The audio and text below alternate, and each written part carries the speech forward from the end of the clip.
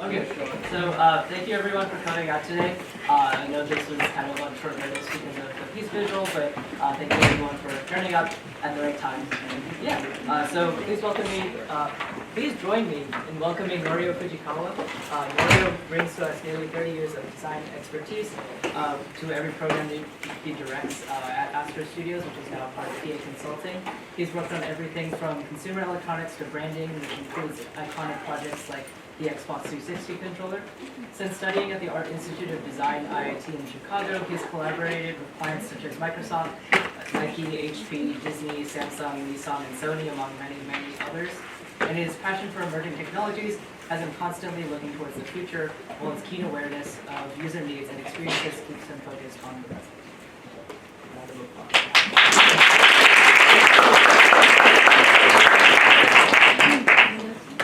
Let me know if you can't hear me. Thank you first for having me and having me here. I did do a presentation here many, many years ago, probably well before any of you were alive. But someone asked me how did that presentation go. I said, well, if it took that long to get re-invited back, I'm not sure. So hopefully it's not that many years to come back to present again.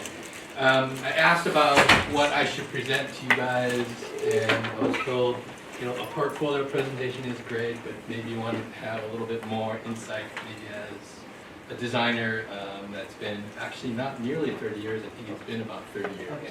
So I've been at it for a long time. So I thought I'd share some of the things I've learned along the way, and hopefully you can take something away from it at the end of this. Who am I? I tried to find the most intimidating picture of myself I could to set the tone. No, I hope you understand I'm not this serious, but I just thought it'd be funny to start with that one. So I am Norio Fujikawa, Executive Creative Director. What does that title mean? I jokingly say, again, because I've been at it a long time, they didn't know what else to call me. So that's really it is. But in all seriousness, what I do at this point is, and if I've told this story to some of you throughout the day, I apologize for repeating. My background is in industrial design, but as a creative director in the studio that I work for, it covers a lot of things, a lot of hats. So things, industrial design, brand, research, engineering projects, pretty much anything that comes into the studio, I have my hand in it in some way, get involved, whether it's working with the client, directing the team, or just being involved with sort of the relationship on the project. As Caleb mentioned, we are now part of a studio called PA Consulting. I am in the San Francisco office. I'll explain that a little bit more. And we were formerly Astro Studios, maybe a name more familiar with you than PA. And I also dabble in some illustration, which I'll also share. And I know I have a limited time today, so if there's any questions that you're dying to ask while I'm talking, please raise your hand and ask the question. PA Consulting. They are a UK-based organization, more known in the UK and Europe than in the US. We like to say is they're a bunch of smart, their history is in business consulting. They also have an office in Cambridge in the UK called the GITC, which stands for the Global Innovation Technology Center, which is full of really smart scientists, engineers, creators, inventors. They have been in sort of an acquisition growth, and PA decided that they wanted to grow that in the US. So they acquired a studio called Essential in Boston a few years ago, then Astro Studios, an engineering team called Cooper Perkins, and then out a team in Ireland called Design Partners over the last few years, basically to move upfront into the stream of designing consumer experiences and products that they wanted to apply the things that they were inventing and creating in this technology center and into the market. So, their purpose is to build a positive human future, which I'll get back to and why it really aligned with what we were doing at Astro and made sense for us to get acquired by PA. Just a little background in what they are. So these are some of the studio's logos that were officially sunsetted this year. So we are now PA Consulting, but these are some of the studios that were acquired. And one I didn't mention, I forgot, is called Sparkler. They're more of a strategy, insights research team, also based in the UK. Some of the capabilities. So we're under this kind of umbrella called design, engineering, and science. Some of the capabilities that we get involved with, it's you guys do in your process here at school, insights and research, design, some engineering strategy, digital UI, UX, human factors, packaging, service, and the one that I'm still learning about what we do is applied sciences. That's sort of the magic that is often way over my head in understanding what they're doing, but capability within it. A snap, it's hard to put together 30 years of design into one slide, but here's just a snapshot. I'm trying to basically show a range of different things I've gotten to work with over the years. Mostly astro work here, but when I joined the studio had just started working on the Xbox 360. I got to work and lead a lot of the work on the controller. None of these are solely my work. It's always a team collaborative effort. I just like to take credit for it in an environment like this. So if anyone else has it in their portfolio, they probably worked on it too. But some of these things, go back when I started. Most recently, this product is a 2023 Times Best Innovation Award winner. This is a really rewarding project for us because as we were trying to always develop products that are meaningful solutions and bettering people's lives. This product is a wearable device that helps mitigate the effects of tremors for people that are suffering, for example, Parkinson's. So, again, get back to something later on that. I also said I like to illustrate, so example of some of the things I do in addition to doing the ID work or the design work during the day. I personally don't do a lot of the design work anymore because I'm leading the teams. So this is one creative outlet that I try to kind of do almost every day. So whether it's modeling things in 3D, sketching, painting, this is actually a vinyl toy product that a couple of designers and I tried to build a vinyl toy business. It didn't quite succeed, but we did make 500 units of that little figure. So a little bit of a success. So how did I get here? I was once as a student like you many years ago. This is sort of my path. I like this map when I found it because it talks about the different climates in the U.S. I'm originally from the Chicago area. I moved up to Minneapolis, moved to Columbus, and to San Francisco. All this blue and kind of lime green is subtropic or humid continental. I grew that I do not like that climate. I'm sorry that you live in this climate, but I really like the San Francisco Mediterranean. Joking aside, when I was at school, I did an internship at Apple many years ago, with a group that no longer exists there. But when I worked there, I realized it was a part of the country that I really enjoyed living and wanted to get back there at some point. So that's sort of like a tip. As you think about where you want to go and work, think about where you're going to live, because you're going to live there. So think about where you might enjoy being, whether it's in the U.S. or anywhere else in the world. And my first job was a place called Norio Design outside of Minneapolis, Minnesota. It was cold. I discovered when I got there that in cars they have this thing, they put a heating block in the engine of the car. Anyone from that part of the country? No.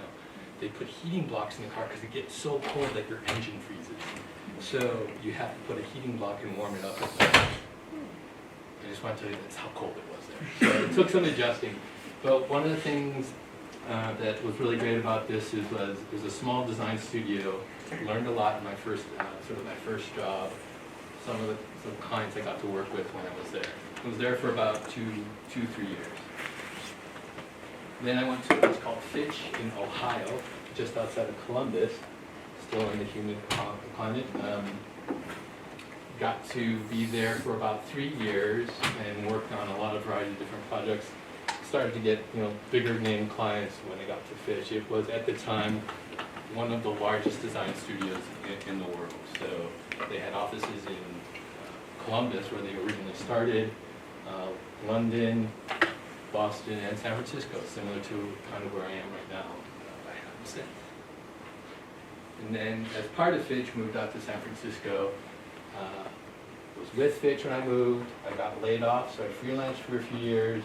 I joined Astro, and now we're part of PA.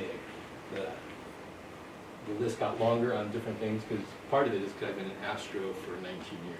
So when you're there somewhere for very long, you get to work on a lot of clients, a lot of projects. If any of these you have any questions about that, you can ask me later about specific clients. So lessons I learned along the way.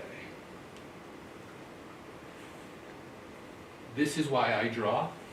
It's my favorite character of all time. I grew up reading Peanuts, watching Peanuts, love Charles Schultz. If you're ever in the Bay Area, go up to Santa Rosa, there's the Charles Schultz Museum, wonderful place to go. But I used to do this thing where, anyone know what carbon paper is? Tracing paper. I don't remember how old I was, but I used to take the Peanuts comic books that I had, get carbon paper, and I would trace the comic strips in the book onto paper, and that was drawing to me, because I was like, it looked exactly like what was in the book that I was tracing, so it looked great, right? So my brother, about 4 years older than me, walks by and says, "Stop tracing, come up with your own stuff." This one still holds true, but it's a hard one to hear when you're like 8 years old and you're having fun just drawing your favorite cartoon character. But this is something it's a hard thing to hear and a hard thing to practice, but it's, I think, something that I still obviously hold dear to me because 40 years later I'm still thinking about it. So I think it's something that as designers it's easy to emulate and kind of duplicate and copy and try to be like other designers. But as designers, you have to figure out what it is you want to do as an individual. Something we always say in our studio is build your brand. So understand what it is that you bring to the sort of the table and build it out. Anyone know what this is? That's what I thought. So when I was in school, we didn't have SolidWorks or Rhino or anything else. There was this thing called Alias. Anyone hear of that before? Okay. This was the beginnings of 3D CAD in design. I was fortunate enough to have a school that had a bunch of these workstations and had Alias. This was like 2.1, like early days of 3D modeling. Like you would try to cut a hole in a surface, and about 50% of the time it didn't work. It was really archaic. But it was a new tool, and trying to figure out how to do it. I entered with a classmate of mine at the time, which was called the Sony Design Vision Student Competition. And we needed to ask the school and a professor to use the school facilities during the summer to work on this competition. And the professor said, only if you use Alias. He said, you have to use this tool or he wouldn't give us permission to use the school. Well, that's kind of sucks. And he said that's the only way, because he wanted to basically encourage the use of this new tool in design and in the process. So we said, okay, great. So we entered this system. It was a full ecosystem of products. We did all the modeling and rendering in Alias. There was this thing where you also, just another example of how bold it was, like you drop everything into KeyShot really easy these days. Back then you actually had to render the background, set that as a background, then render the middle ground, and then render the front in the face outside of the software. You had to actually do it with command prompts. It took like hours just to do a really simple rendering that had no shadows or reflections. It was just flat. But we do this, and we go to the competition. There's a regional competition. There was sort of like the Europe, UK, the Americas, and then Asia, and then each region of the world had like the semifinal, and then you got to go to Japan for the finals. We make it to the final, my teammate, my classmate and I, and we go into the final judging day. And in there, because it's part of the requirement, was you had to deliver physical models. You had to send either your own, or you could have the Sony model shop build some of your models. Great, we'll have Sony build our models. We walk into the room where they have all the models displayed from all the entries from students all over the world. not a single model from our entry is in the room. And we're like, oh, what? And we're like, we don't know what happened. We don't know. We even shipped things. They didn't present any of that. Missing. Just our original board from the first entries. So we're like, all right, we must have screwed up. We probably lost. We start rattling off the winners from, I think, 15th place on. We get to the 5th place entry, like, oh, we made it into the top 5. We're awesome. This is great. We made it top 5. 4th, we made the top 4.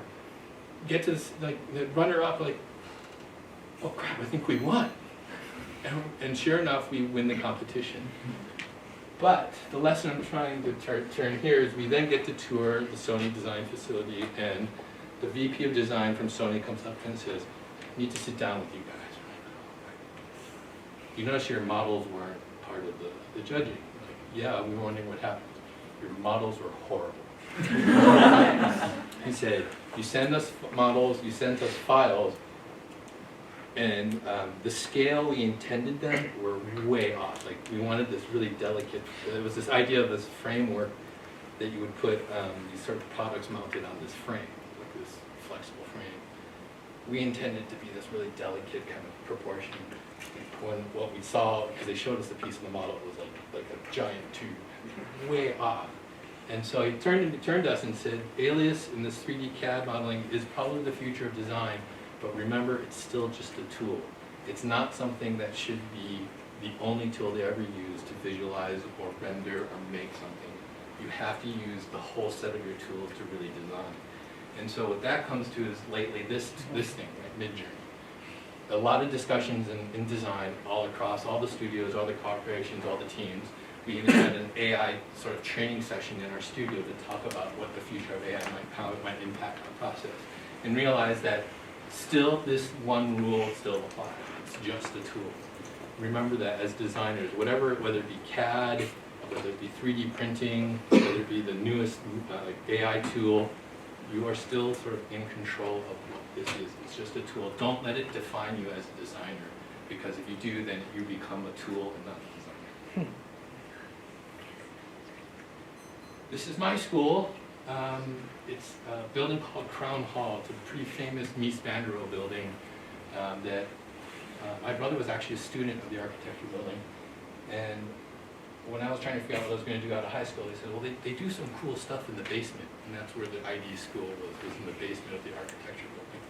So like, you should go check it out. So awesome. I looked at it, was like, yeah, this looks like it could be fun. So that's my introduction to industrial design and how I got into it. But what was really great about the school was, I learned a lot about design, the process, problem solving.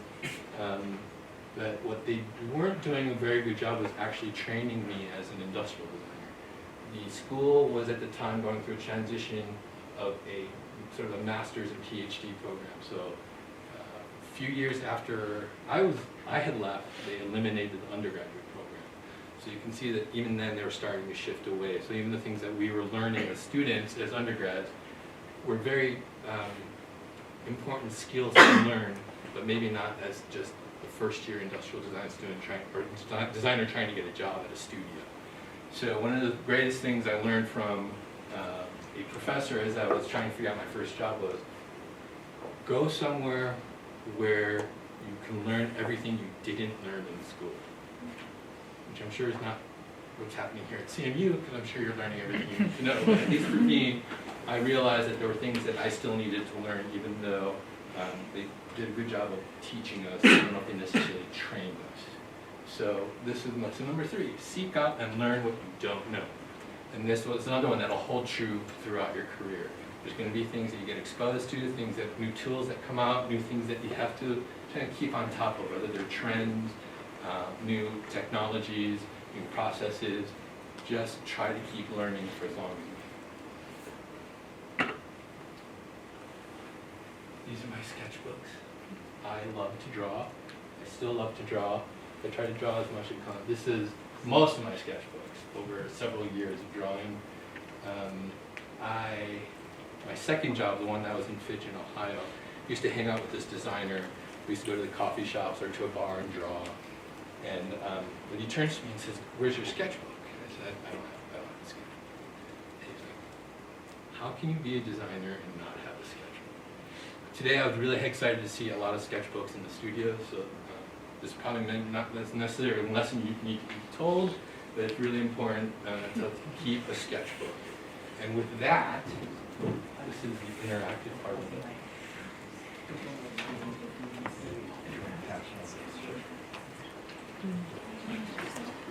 So just some of the sketchbooks I brought. I couldn't bring all of them; they wouldn't fit my suitcase. And then this little loose set of sketches are ones that are actually from projects I worked on over the years. So concept pages and sketches, just to give you a sense of. I'm often asked, like when we design or when we're reviewing portfolios and things, does sketching really matter?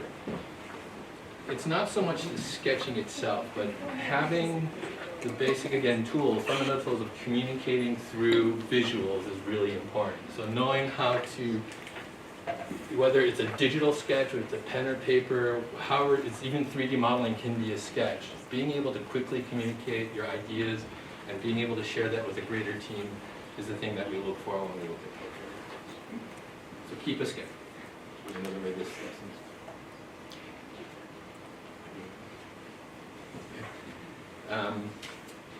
Spencer Nugent, anyone know Sketchaday.com? If not, look him up. He's a former Astro studio designer. Has made sort of has a following and reputation for kind of teaching designers how to sketch, even non-designers kind of sketch. He's done a lot of workshops and seminars on how to just visualize products and concepts. Something I'm taking from him, so it's actually a lesson from him that I try to follow myself, is sketch every damn day.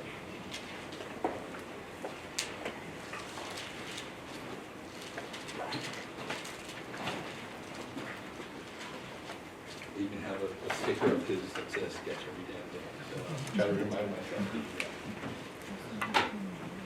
It's really important because as designers, I think keeping fresh and on top of the basic tools that you use as designers is really important. So sketching and keeping that loose.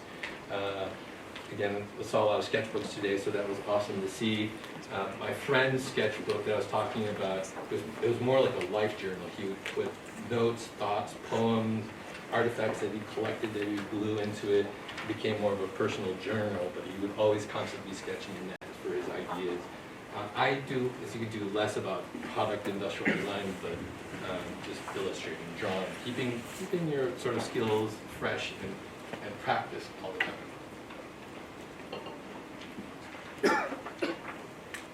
Now we'll go to a little bit of the cover letter. How many of you have written cover letters? That's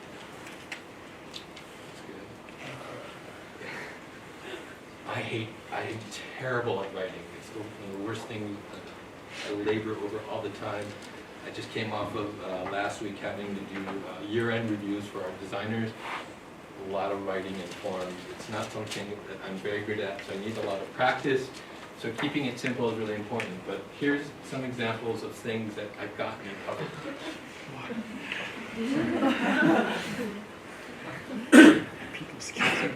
I'm safe to say, because I don't think I've gotten any of your cover letters yet, that these are from many years of The first one, I keep a Word document of quotes that I find entertaining. The first one is the reason I started keeping this. This is just to say that it's really important when you write the letter to express like what it is you are as a designer, maybe why you're interested in a particular studio or location or company that you're interested in working for. But let them, whoever's reviewing your portfolio, decide if you are actually Leonardo reincarnated. Because another thing that same professor told me to find a job somewhere where I can learn something I haven't learned yet. He also said that same thing. He's like, let the interviewee decide how good you are, what you're skilled at, what your role might be in the studio. You don't need to tell them. They're the seasoned person that can make those sort of decisions and come to those conclusions on their own. Your place is to just talk about what you find passionate about design, why you want to be a designer, why you maybe want to work in a particular studio or office or company that you're in. I honestly don't think being humble is a problem that I run into too often. I think sometimes, now talk on the other side of my mouth, I think oftentimes designers are almost too humble. Be confident. You're being trained, you've done practice, you've done the schooling, get your internships.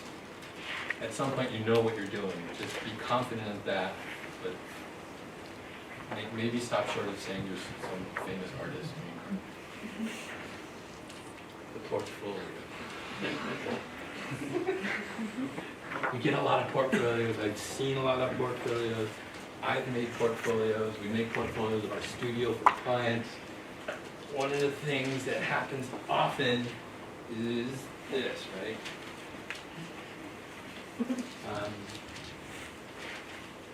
I think you're proud of the work that you do as a designer. And even that little sort of collage of images I did for the work I've done, it's hard to put everything in. You're proud of all the work, so you want to show everybody everything. But you don't need to show everything to communicate what you're capable of or what you can do as a designer. So the things that we're always looking for is not everything. I don't need to see every single drawing, rendering, product, model that you've made in school. And one is because your classmates have also worked on the same product, so it's the same thing going up. It starts to get, in many ways, just noise. It's hard to kind of distill down to what it is you're trying to do or communicate. So really, it's about understanding your process. So especially with the tools like KeyShot, make rendering as easy as it can possibly make, and has level set sort of rendering for everybody. Everyone can do photoreal rendering now. And now with things with like, again, Midjourney, other tools, it's going to be really easy to get to that sort of presentation level of execution. So what it really comes down to is how did you get there? So it's great to have the sort of the hero beauty shot of your models, your products, your concepts, your ideas. But what we're always looking for is like, okay, what was the problem statement? How do you break it down? How did you research? How did you make the choices that you did, design choices that you made from that initial brief all the way to the final product? In some ways, the final product almost doesn't matter because we want to know what your tastes are, what your influences are, what inspires you, what made you decide that this was the decision, this is the direction you want to go. Because for us, that's the bulk of the work. So we get into the studio, get into a project, you're working with the team. Oh, so-and-so knows how to, is inspired by science fiction, inspired by poetry, inspired by action sports, whatever that might be, so that we can figure out as a team where kind of people fit and how we can work together. We often talk about wanting to be fans of the team members that we work with, who we want to bring onto the team. Because these are the people you're going to be working with every day, so you want to be inspired to them equally, also giving them inspiration too. So it's really important to understand what it is that makes you tick. I want to know what your passions are as a designer. What are your influences? I think often I ask a lot of people today, like, how did you discover design? Or what have you done since you discovered design? So it's really getting to sort of know you as a person and as an individual rather than just the work. So I touched on this earlier about sort of a positive human future, which is PA's kind of mantra. Our ethos before, as this Astro Studios, and this is an actual slide from one of our pitch decks, is talking about what design can do. It's improve the human experience through design. Another thing that we often say is that we are the human advocate in the process. No matter what it is you're working on, whether it's a new product, a new app, a new service, a new brand, whatever that can be, it's eventually going to end up in someone's hands, someone's going to interact with it, someone's going to engage it. So being a designer, understanding the end user, the consumer, who you're designing for, what it is you're trying to create, is really critical in the success of what you do as a designer and what you can bring to the sort of whatever is the future of design or experience. So it's really important to keep that in mind And something that, even as an experienced team might be, to come back to that all the time. Like, why are we doing this? Who is it for? So that's really important to keep in mind. So be responsible. I think now more than ever, we have, as designers, the opportunity to shape the future of human experiences. So whether it's about, inclusivity, diversity, sustainability, the environment, equity, whatever that might be, you have an opportunity to do that and instill that on any project you work on. You're not going to get it right every time. We don't. Not everything we do is going to make the world a better place to live. We do lots of game controllers. Arguably, whether a game controller is going to make the world a better place. But when there's the opportunity to make an impact on what it is, the end result is, the end product, the end experience that's going to get into a person or user's hands, keep that in mind and be responsible as a designer, especially as you guys are coming out. I'm old. You guys have the future in front of you to make that happen. So as a creative director, I really rely on the young designers that are coming out into the industry that can affect that change.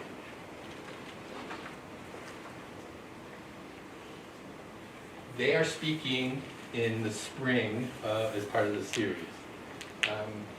Thank you for the promo. Yeah, I'm going to tell them. I actually worked with these two in Fitchin, Ohio. Mike is the reason I got a job at Astra Studios, so I owe a lot to them.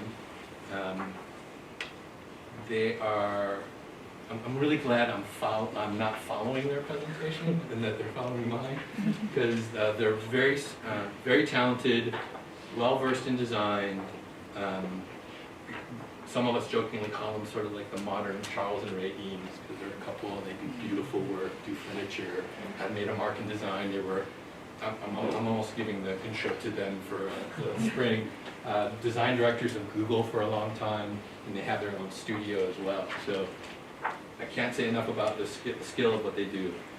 What I wanted to get to that, though, is learning from the best. I've been very fortunate, very lucky to work with lots of great designers over the years, from mentors to collaborators to co-workers to clients. Absorb what you can. This goes back to that very first thing, one of the first things I said about learn what you don't know. A lot of talented people, whether they're your classmates, other designers that'll be graduating at the same time you are, a lot of experience out there. San Francisco's awesome for design. One of the reasons why I wanted to go out there. Everyone's either worked for, worked with, or hired the designers, it feels like, in the Bay Area. But there's an amazing amount of talent that's there. And so when you meet a designer, think about what you can kind of suck from them and become part of your experience, your tools. Maybe a crude way of saying that, but it's really about understanding who it is that's sort of around you and trying to figure out how to make yourself a better designer from the skills that you may lack that they have. So. I've gone through this pretty fast. It was actually taking. Huh? Do I have 10 minutes? Okay, this will work out. Timing is great. When I joined Astro, we were in a neighborhood called the Mission District in San Francisco, if you're familiar with it. That's what it is. They were rather infamous for having a half pipe in their studio. This is before my time. I got to be in the studio after they built it, but the story, as I was told, was one day a couple of designers thought, wouldn't it be cool if we built a half pipe in the studio? So they went ahead and built a half pipe in the studio. And then one day after I was working there, this skate magazine came by because we had the garage door open. And they're like, you have a half pipe in your studio? We're like, yeah. Like, can we do a photo shoot? I'm like, sure, do a photo shoot. So this crew came in maybe a week later to photograph it. I think the photographer's girlfriend was behind there pretending to be a receptionist, although it was just a desk. And they shot this thing. This was at the beginning of my slideshow. This is a mural I started in the studio because it was one holiday break, empty studio. The stair walls were just stark white. And it was kind of boring, I guess is the best way to say it, and not very exciting. So I decided just to start drawing on the wall. Half expecting the studio to come in and say, hey, you gotta paint over that. Instead, they were like, no, that's cool, just keep building it. So what was originally intended to just be a random set of illustrations became sort of a portfolio wall, so there's a lot of things that the studio worked on that I ended up drawing. The intention of this wall extends way past. The idea was to do that entire wall, but realized there was a stairwell that I couldn't reach the wall, so I reached out as far as I could to draw the product. There's also some little Easter eggs in the wall. A lot of surfers, motorcycle riders. This little gorilla is because our office manager did a safety demonstration wearing a gorilla suit in our studio one day. The donkey is because we do this annual Secret Santa where someone actually hired someone to do a service donkey and brought it to the studio. Anyway, point of this is have fun. Design is awesome. It's a fun job. I still meet kids I grew up with. Kids are grown adults. I meet friends I grew up with, and they're like, "What do you do?" I go, "I design." Like, what does that mean? I go, "I design products, things that are produced, maybe played with like the 360 controller." They're like, "That is awesome. You make stuff? Like, you draw for a living?" I go, "Yeah, I draw for a living." It's kind of a cool thing. But sometimes I think, like anything, you kind of get wrapped up in you're trying to meet deadlines, trying to make clients happy. But take a step back and realize what you're doing is a fun job. There's not a lot of jobs where you get to do things, make things, set future experiences, and draw. So that's really something that I think I take to heart and try to remember. I have a fun job. It's a good thing to do. So with that, thank you. I hope that was insightful in some way. Happy to take any questions, but before I do that, oh, okay.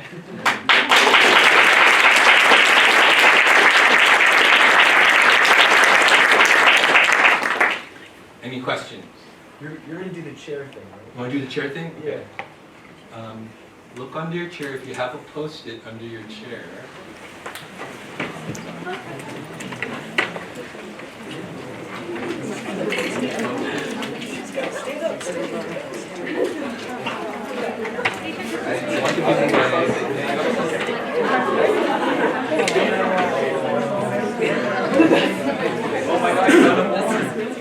That's the third one. Why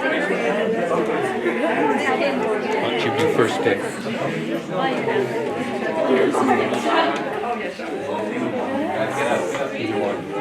Who has the third one?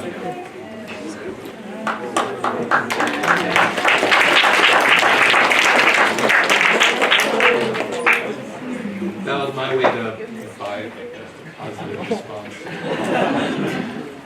So, that's actually, those are examples. Another thing I do is, I was telling someone earlier, every month there's a sketch night in San Francisco at this gallery bar where they get local artists to come in and do sort of live artwork.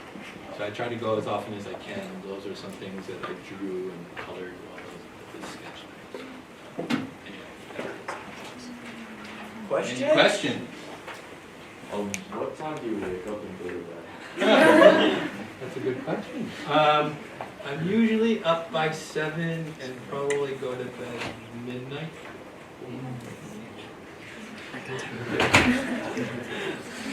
Sometimes later, sometimes earlier.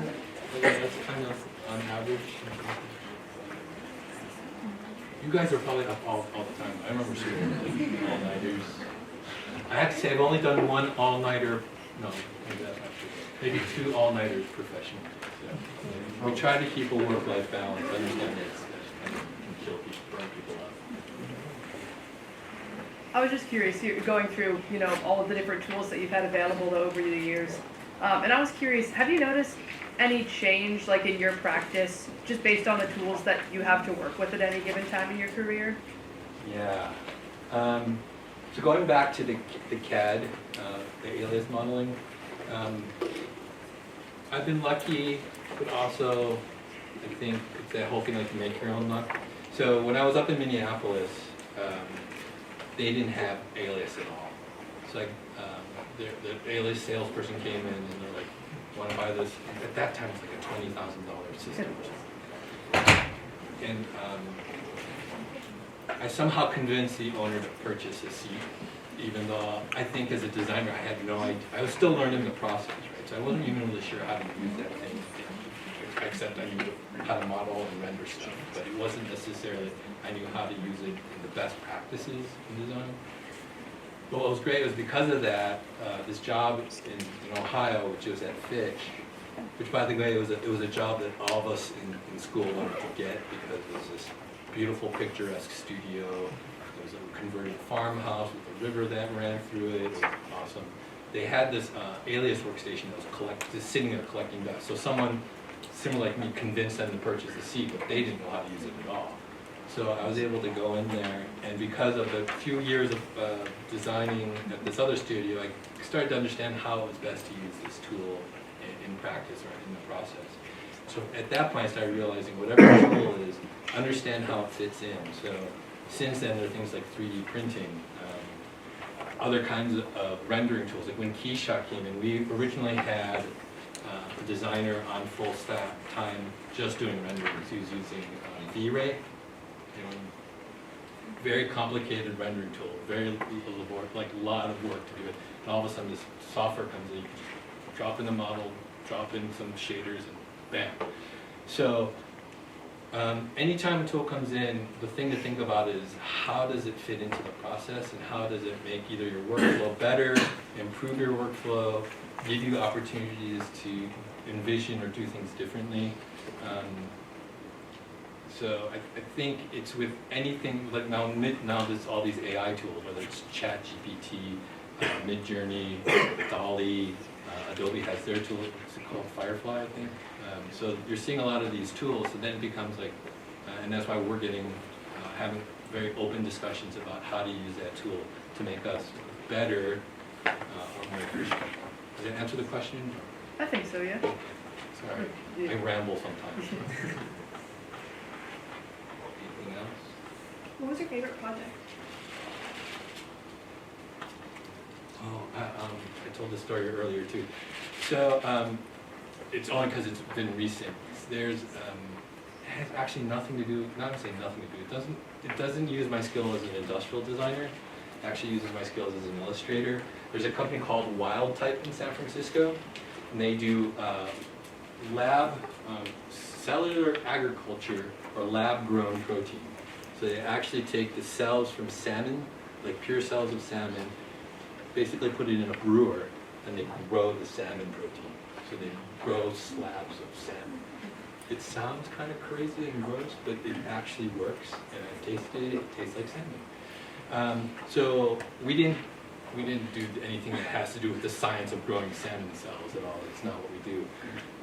But they came to us because they needed to come up with a brand identity, a brand guidelines, and sort of a point of view of what their brand is. Because when you hear cellular agriculture and growing salmon, it can be a little scary. So trying to figure out a way to make it more consumer friendly as an offering.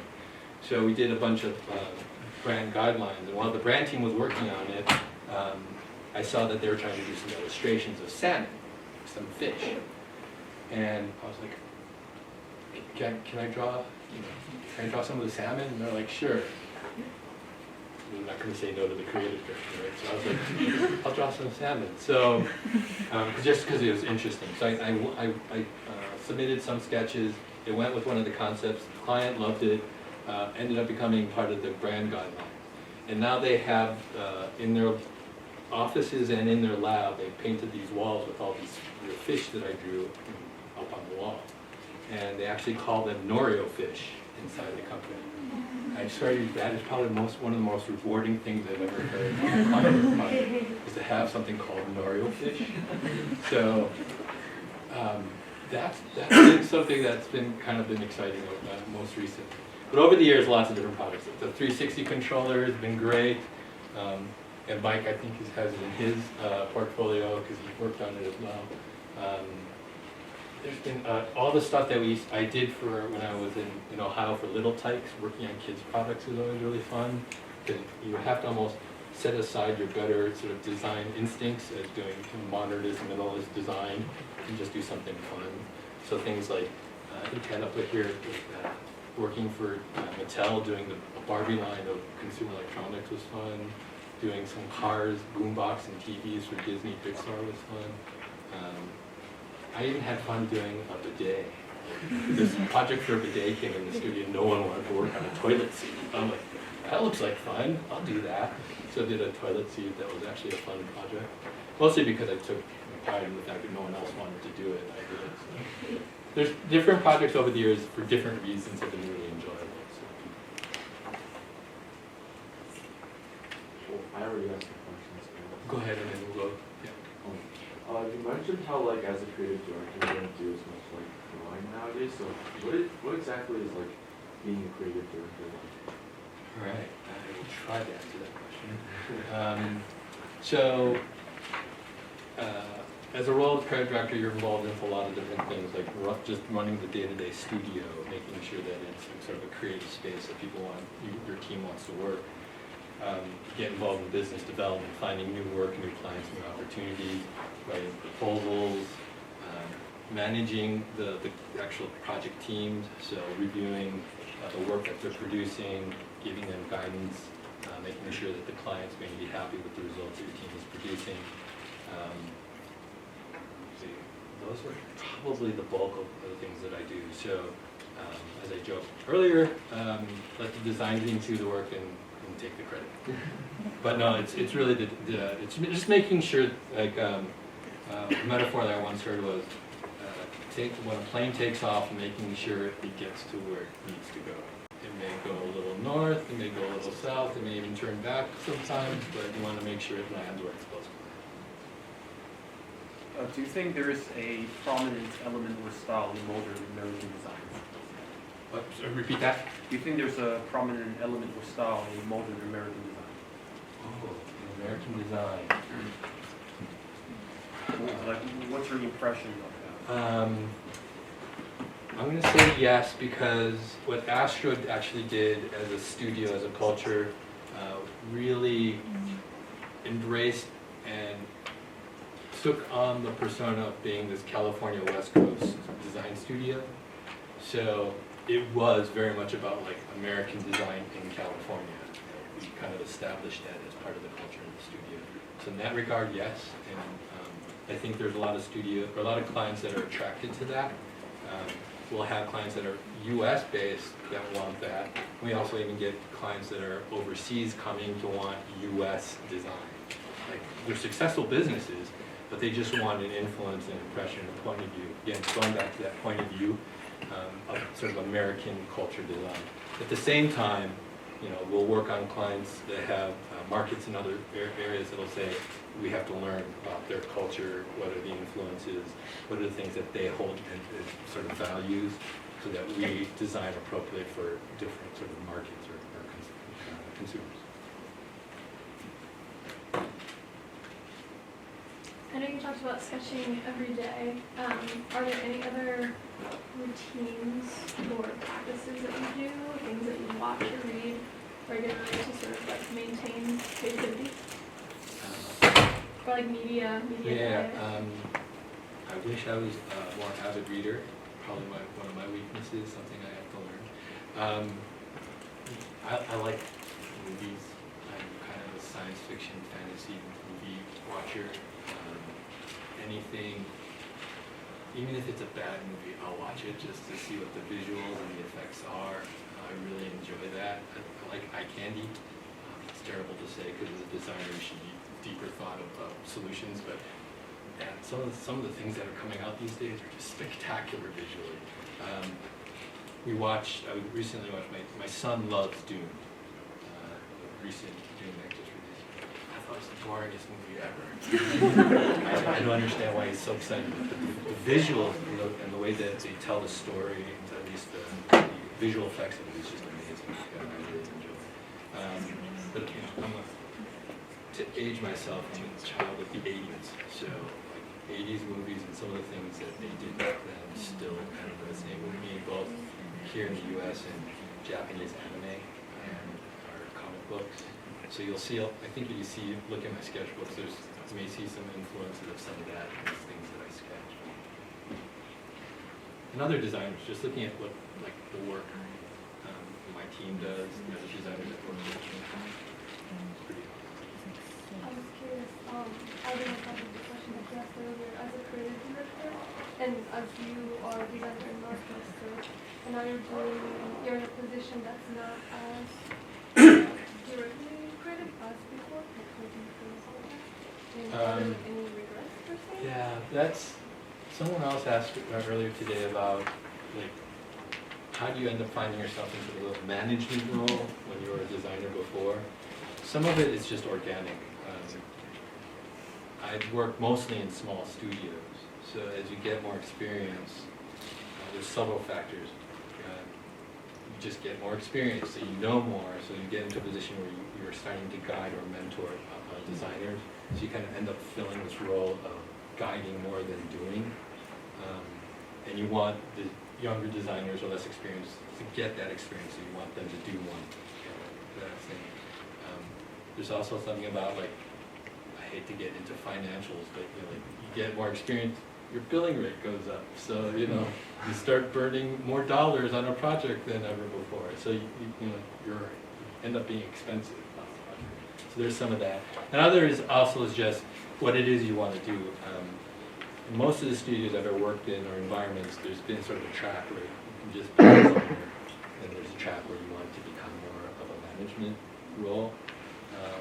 In Ohio, I had this moment where they wanted me to become more of a senior designer, and that meant required to be aware of budgets and projects. So I went to the finance department in the studio, and they ran through the numbers and said, how do you track people's hours, how do you track the budget, the schedule, the timeline. I swear, I was like, I don't ever want to do that. Never will I ever do that. I do that almost all the time. So it's also like where you are just personally, like what you want to do. And then I work with designers that have just, all they want to do is design. And they're actually not great directors. They don't know how to direct others. They just know how to do their thing. And that's a path that some people are going to take. It's possible to do both. You had a question? Actually, it's just covered. Oh, okay. I looked at industrial designers pick their own focuses, maybe furniture or so did you pick your own focus? Oh, no. Reason I work in consultancy is because I get to work on a lot of stuff all the time. I get bored easily. I've never been diagnosed with ADD, but it's possible. I don't know. I've never actually formally checked that, but I don't have good attention for things. But with that said, I think there are just equally successful designers that have gone more of a corporate, where you kind of pick your thing and you're in that lane. They're super talented and super sort of well practiced in design. Just they chose that they wanted to focus. We actually had a designer that came from another consultancy, came to our studio, was with us for a couple of years, and he came to me and he said, Mike, I can't do this. What are you talking about? He said, it's too hectic. I need to focus on one thing. So he ended up taking a job at Google and led the work on the Google Home, the voice system, and he loves it. Super talented. Like, the work he did for us was awesome. He's just like, I need to focus on one thing, so that he decided that for himself. And it took a little while. He was at another consultancy, came to ours, and then chose his path. So, personally, I think it's easier to go from a consultancy to a corporate than the other way around, because if you're in sort of the corporate environment, you are focused on sort of one thing. In a consultancy where you need sort of a range of experiences, it's difficult, I think, to switch over. not to say that it hasn't been done. It's a harder task. I really appreciated like how you talked about who your design mentors were and spreading more names. In that spirit, who would you consider like your biggest competition in design? Who would be our biggest competition? Probably the designers that left our studio. And that's half joking, half serious. We, for a period of time, we joked that we were like the training ground for a lot of designers because they often go off and do great things other places. Yeah, I don't know if there's, if it's a competition, it's a friendly competition. There are times when we're meeting with potential clients and they're shopping around, they're looking at different studios, especially in San Francisco, and you're talking to them, and sometimes they're open and willing to share who they're talking to, and sometimes they're not. And I think what you try to do is you want to support the industry and the community and your fellow designers, regardless of where they're working and what they're doing. And so we try to be positive. You don't want to like cut people down, tear them down, say, oh, they're terrible, we're better. It's more just lots of great talent out there.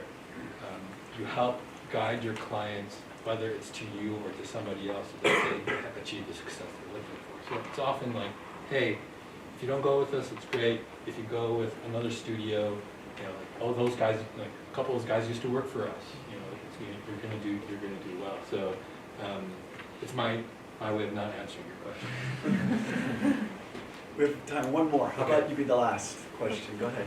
I wanted to ask about like your opinion about basically I'm more interested in like doing like design and like making physical things, but nowadays like people are turning more like to like the technology like kind of like side of things, and for me personally it kind of like makes me not worried, but like do I now have to change what I like to fit into like what other people expect me to like, and like what do I do like in situations like that, like even at jobs where like I don't enjoy doing these particular things. I would rather be making something else rather than like probably doing something like on websites. I've had similar discussions about that.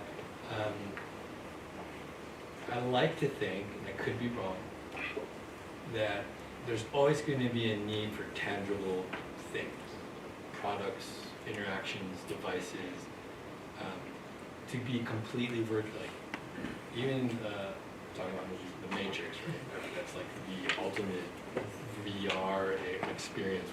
But even in there, they're mimicking physical, tangible things, even in virtual worlds. So there is a need, I think, for humans and users and people to have artifacts, things that they touch, things that they handle.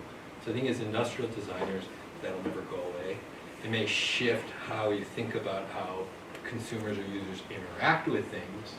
That is a balance between digital and physical things. So there is a period of time, I think I don't know, maybe you guys are also too young for this, there was always this phase, like there's an app for that, right? There was a period of time, the .com explosion, that there was always like, oh, you can do that with an app. Then there was this sort of a shift back to go, oh, now I need a wearable for that app. So it became this other thing like, okay, we figured out the app, but now we need a physical device to sort of fully realize the experience. So I think there's just going to be a balance between what's a physical and digital thing. And to be honest, those are the projects that sometimes come in the show that we really get excited about. They have no digital. So like our team worked on a high chair for a company called Stoka. No digital component at all. It's just molded plastic and wood. So there's always going to be those types of things. You know, not to say it's just going to be furniture, but there'll be opportunities as designers. And if anything, I think like you guys are growing up with these digital tools. You know how to use them. You know how like where it might be headed. You might be able to sort of control that destiny. Understand what is the right time to do something digital, whether it be AR, VR, whatever new thing that comes into the world. Between those two, and making sure that again, it's the right future rather than just a future based on just technology for technology's sake. Thank you.